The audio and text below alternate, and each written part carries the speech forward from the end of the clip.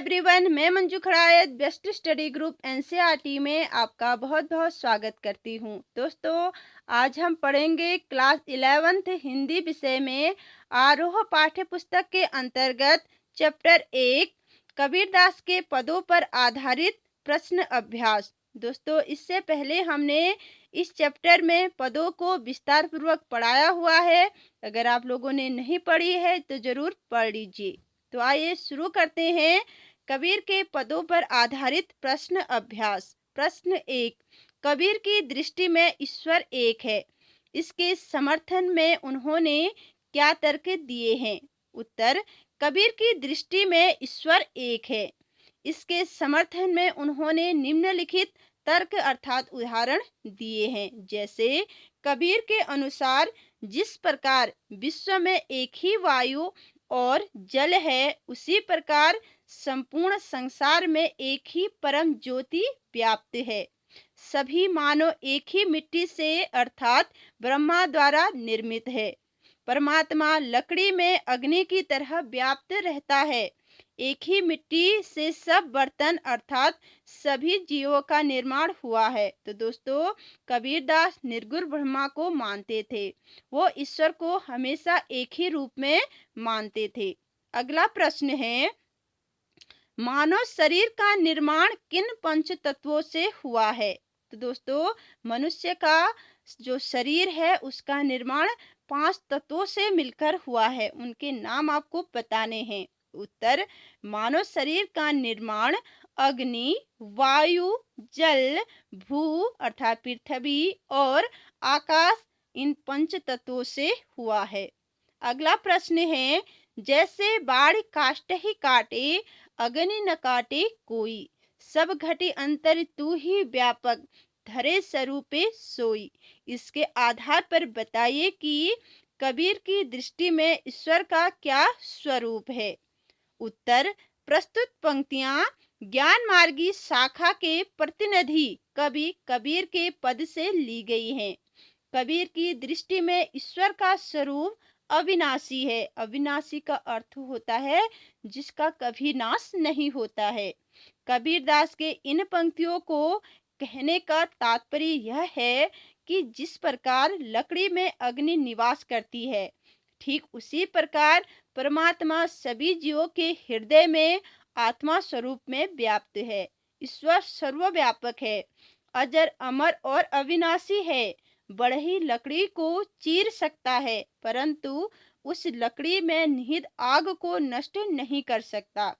वैसे ही मनुष्य का शरीर भले नश्वर है, परंतु शरीर में व्याप्त आत्मा अर्थात परमात्मा अमर है। इस प्रकार प्रस्तुत पद में आत्मा को परमात्मा का अंश बताकर अद्वैतवाद का प्रतिपादन किया गया है।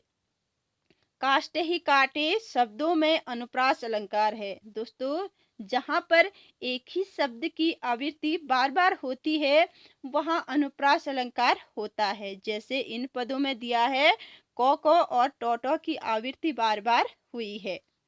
प्रश्न 4, कबीर ने अपने को दीवाना क्यों कहा है? तो कबीर अपने आप को दीवाना कहता है क्योंकि उनके अनुसार ईश्वर निर्गुण, निराकार, अजय, अमर और अविनाशी है और उन्होंने इस परमात्मा का आत्म साक्षात्कार कर लिया है। अब वे राग, द्वेष, अहंकार और मोह माया से दूर होकर निर्भय हो चुके हैं, अतः ईश्वर के सच्चे भक्त होने के कारण दीवाने हैं। अगला प्रश्न है, कबीर ने ऐसा क्यों कहा है कि संसार बोरा गया है अर्थात संसार पागल हो गया है? उत्तर, कबीरदास इस संसार को बोराया हुआ अर्थात पागलपन की स्थिति तक पहुंचा हुआ बताते हैं। उनका ऐसा मानना इसलिए है क्योंकि संसार के लोग झूठी बातों पर तो विश्वास कर लेते हैं और सच कहने पर मारने के लिए दौड़ते हैं। ऐसे लोगों को सत्य और असत्य का ज्ञान नहीं है। कबीरदास जी के कहने का तात्पर्य यह है कि संसार के लोग ब्रह्म आडंबरों में उलझे रहते हैं और ईश्वर के सच्चे स्वरूप को नहीं पहचानते हैं। अर्थात यह संसार झूठी आडंबरपूर्ण बातों पर विश्वास करते हैं, लेकिन अगर कोई सत्य का ज्ञान उन्हें देते हैं तो वह उनकी बात नहीं मानते हैं। अगला प्रश्न है, कबीर ने नियम और धर्म का पालन करने वाले लोगों की किन कमियों की ओर संकेत किया है?